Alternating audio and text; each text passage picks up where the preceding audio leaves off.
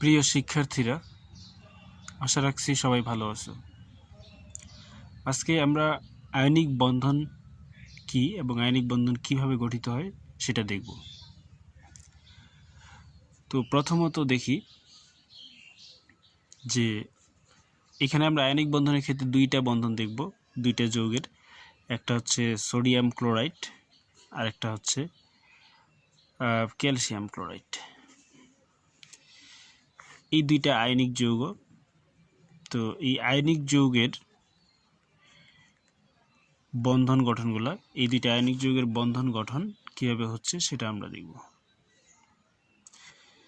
যৌগের বন্ধন গঠন। তো প্রথম কথা হচ্ছে আমরা এখানে সোডিয়ামের ইলেকট্রন বিন্যাস করব, একইভাবে এখানে ক্লোরিনের ইলেকট্রন বিন্যাস করব। 1s2 2s2 2p6 3s1 1s2 2s2 2p6 3s2 3p5 total হচ্ছে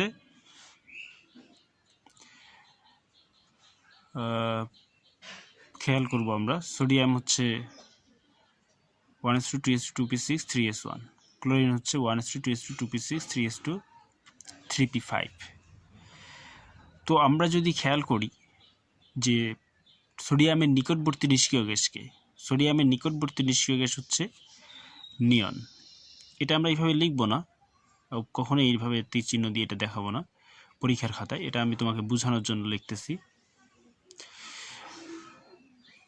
এটার নিকটবর্তী গ্যাস হচ্ছে নিয়ন, আর ক্লোরিনের নিকটবর্তী নিষ্ক্রিয় গ্যাস হচ্ছে আর্গন। তো আর্গনের পারমাণবিক সংখ্যা 18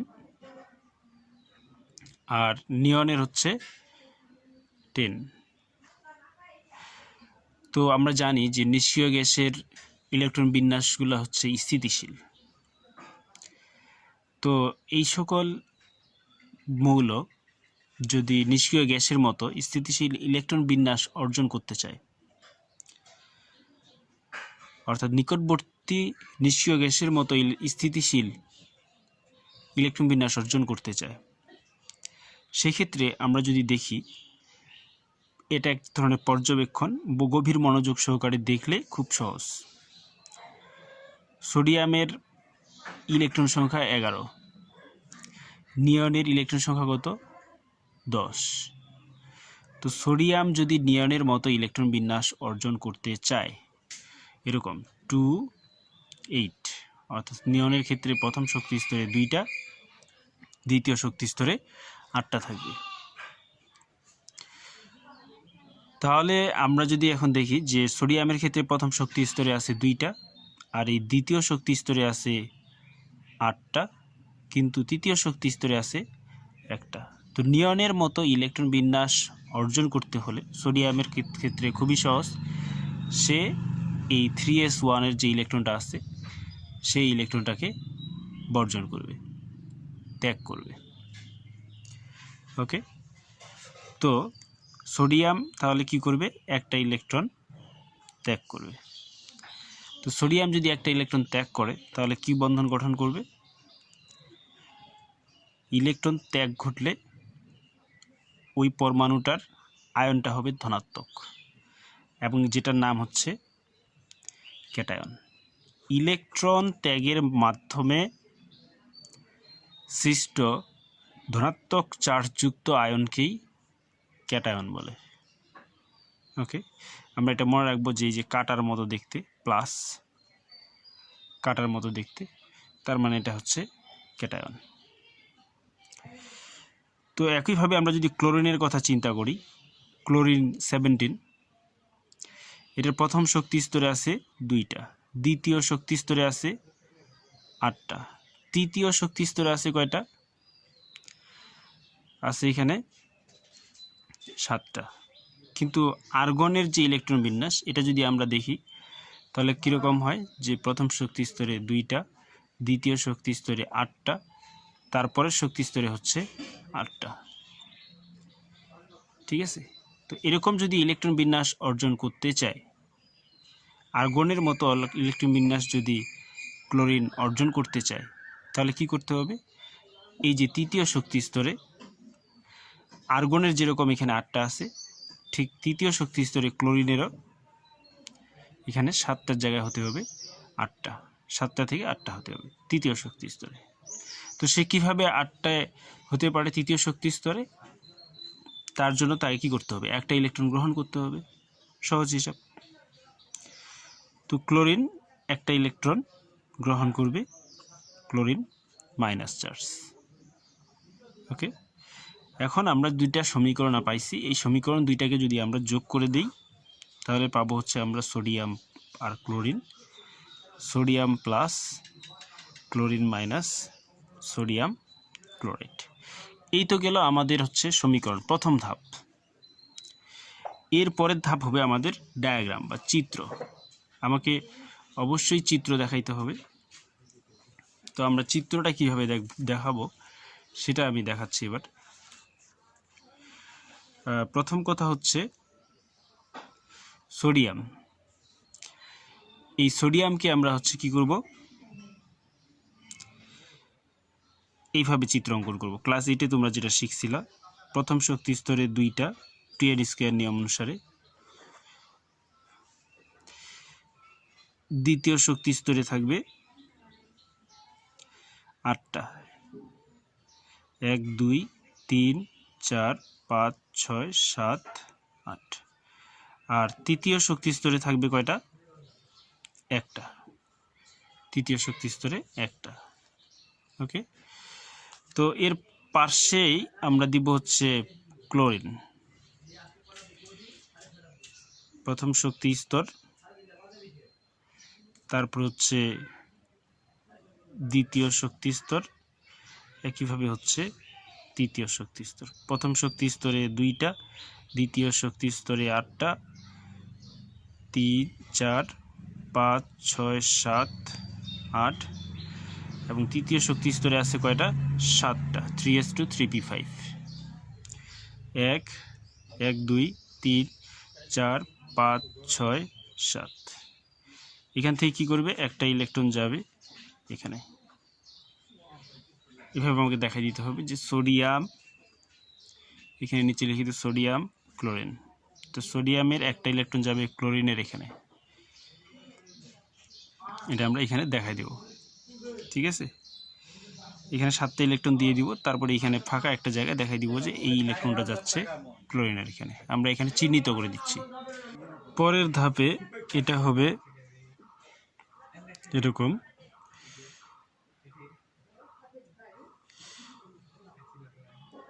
প্রথম শক্তি স্তরে 2টা, দ্বিতীয় শক্তি স্তরে দিব আমরা হচ্ছে 8টি। এটা অবশ্যই আমরা পেন্সিল দিয়ে অঙ্কন করব। 1 2 3 4 5 6 7 8, এবং এটা এইভাবে দিয়ে চার্জ দিয়ে দিব, প্লাস চার্জ। আর তার পাশে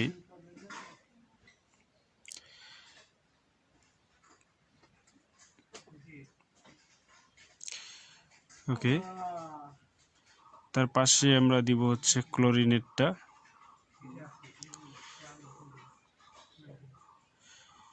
দুই, এটাতে হবে 8টা, 1 2 3 4 5 6 7 8। তৃতীয় শক্তি স্তরে এই একটা ইলেকট্রন এখানে যাওয়ার পরে এটার তৃতীয় শক্তি স্তরে হবে 8টা আর্গনের মতো ইলেকট্রন বিন্যাস। 1 2 3 4 5 6 7 8। অর্থাৎ ক্লোরিন একটা ইলেকট্রন গ্রহণ করে নিকটবর্তী নিষ্ক্রিয় গ্যাস আর্গনের মতো ইলেকট্রন বিন্যাস অর্জন করল। ঠিক আছে, তাহলে ক্লোরিন একটা ইলেকট্রন গ্রহণ করার পরে, সোডিয়ামের থেকে একটা ইলেকট্রন গ্রহণ করার পরে নিকটবর্তী নিষ্ক্রিয় গ্যাস আর্গনের মতো ইলেকট্রন বিন্যাস অর্জন করল। এখানে আমরা দিয়ে দিব সোডিয়াম প্লাস। এরপরে এখানে লিখব হচ্ছে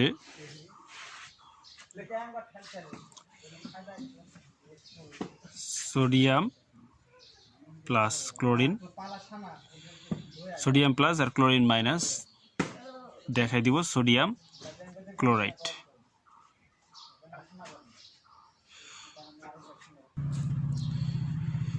তাহলে আমরা দেখতেছি যে সোডিয়ামের যে 3টা শক্তি স্তর ছিল, প্রথমে 2টা, তারপরে 8টা, তারপরে 1টা।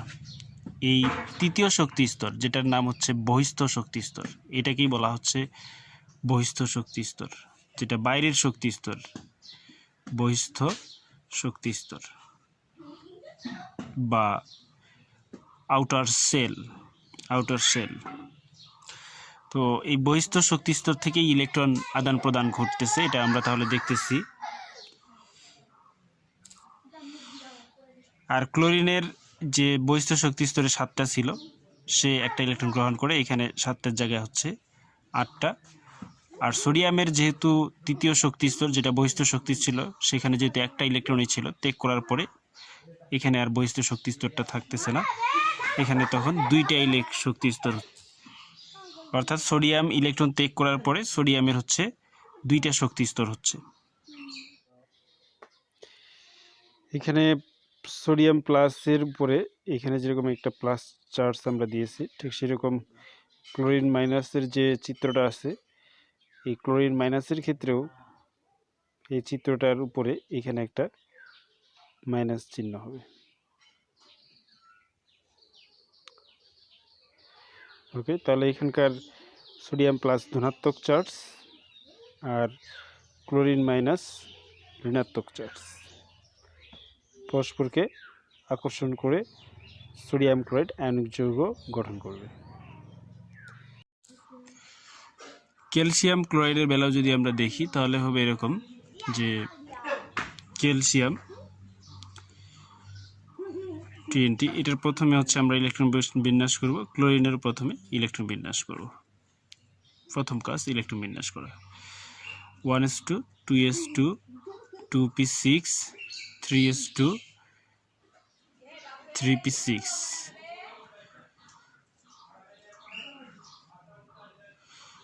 আর তারপরে আসবে হচ্ছে 4s2। ওকে, এবারে আসবে হচ্ছে এরপরে ক্লোরিনের ক্ষেত্রে আসবে হচ্ছে 1s2 2s2 2p6 3s2 3p5। এখন আমরা যদি তুলনা করি,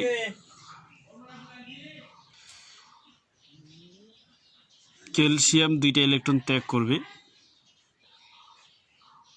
তাহলে ক্যালসিয়াম 2টা ইলেকট্রন ত্যাগ করে হবে ক্যালসিয়াম 2+, আর ক্লোরিন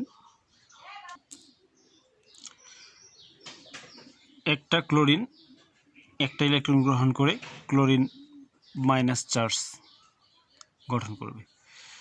কিন্তু এখানে আমরা দেখছি যে ক্যালসিয়াম 2টা ইলেকট্রন ত্যাগ করে।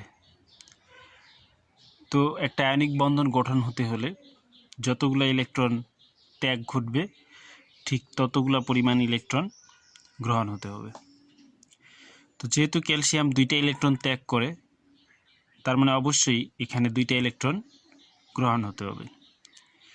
তাহলে কি হবে, এখানে একটা ক্লোরিন নয় 2টা ক্লোরিন হবে, 2টা ক্লোরিন 2টা ইলেকট্রন গ্রহণ করে 2টা ক্লোরিন মাইনাস চার্জ গঠন করবে, যেটার নাম আমরা জানি হচ্ছে অ্যানায়ন। আর এটার নাম হচ্ছে ধনাত্মক চার্জযুক্ত ক্যালসিয়াম 2+ কে বলা হচ্ছে ক্যাটায়ন। তাহলে আমরা বুঝতেছি যে ক্যালসিয়াম 2টা ইলেকট্রন ত্যাগ করে নিকটবর্তী নিষ্ক্রিয় গ্যাস আর্গনের মতো ইলেকট্রন বিন্যাস অর্জন করে, আর ক্লোরিন 2টা ইলেকট্রন গ্রহণ করে ক্লোরিনও নিকটবর্তী নিষ্ক্রিয় গ্যাস আর্গনের মতো ইলেকট্রন বিন্যাস অর্জন করে।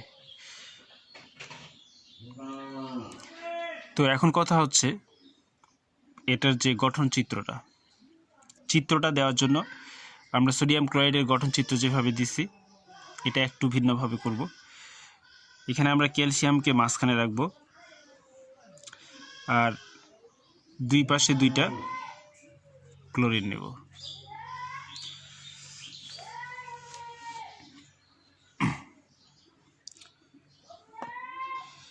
তো এইভাবে তিনটা শক্তি স্তর দিয়ে নিব।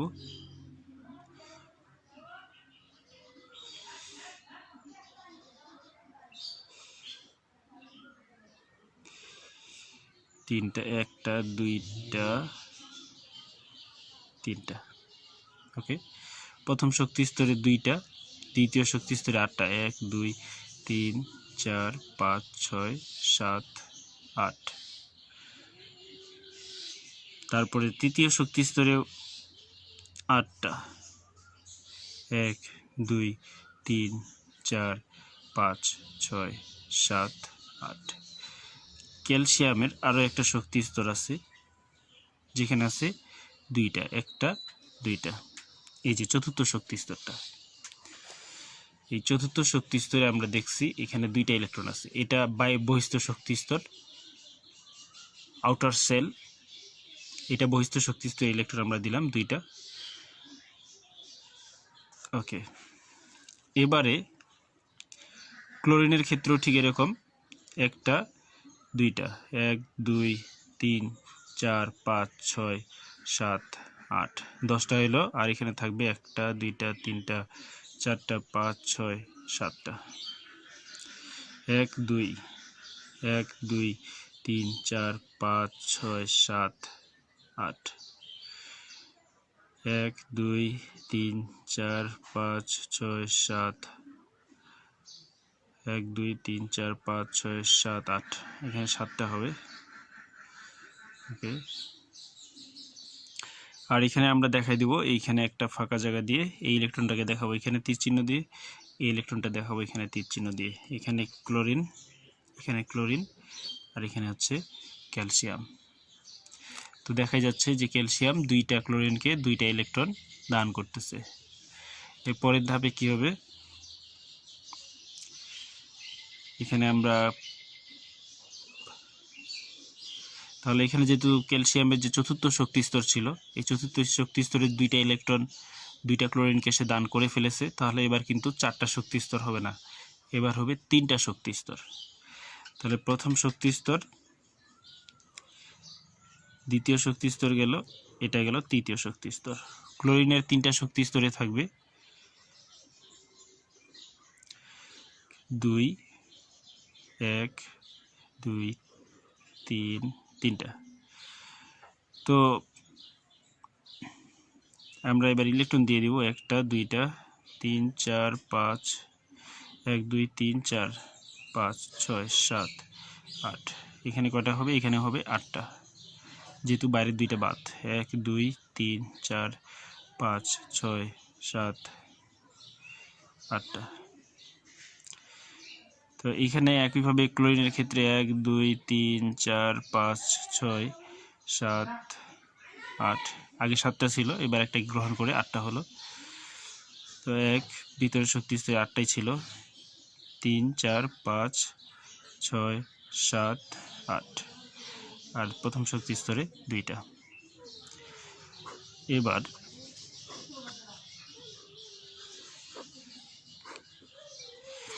এই ক্যালসিয়াম 2টা ত্যাগ করার পরে চার্জ হয়েছিল ক্যালসিয়াম 2+। এই ক্যালসিয়াম 2+টা এখানে দিয়ে দিব, 2+। আর এখানে ক্লোরিনের ক্ষেত্রে মাইনাস, ক্যালসিয়াম 2+। ওকে, ক্যালসিয়াম 2+, 2 ক্লোরিন মাইনাস, এখানে 2টা ক্লোরিন মাইনাস, এখানে 2 দিয়ে দিব।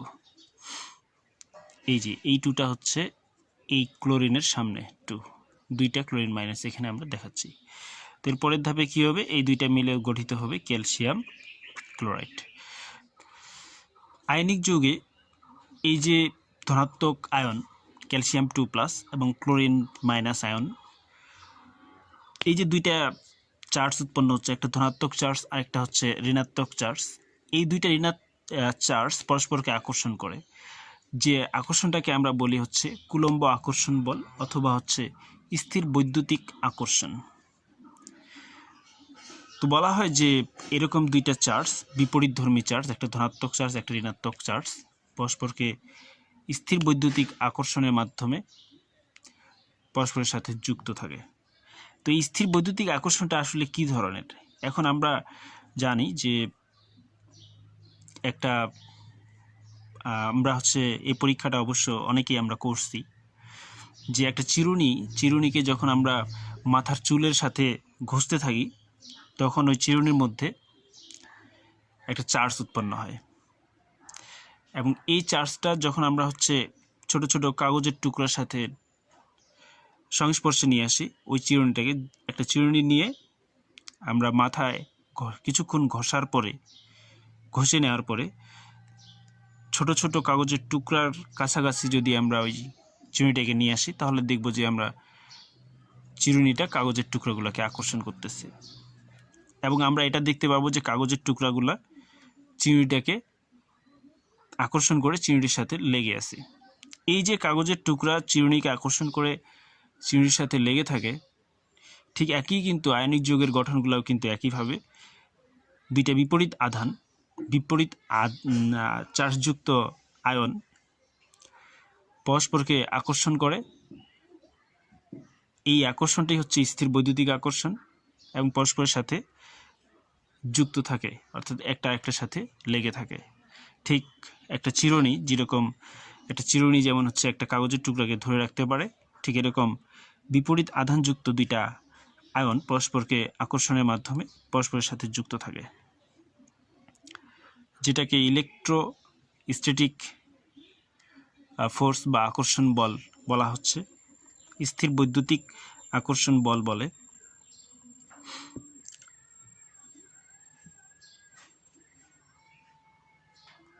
তো এই হচ্ছে ডায়াগ্রাম ক্যালসিয়াম ক্লোরাইড গঠনের। আমরা এভাবে চিত্র অঙ্কন করব, এবং ব্যাখ্যা আমি যে কথাগুলো বলেছি এই কথাগুলো গুছিয়ে লিখলেই হয়ে যাবে।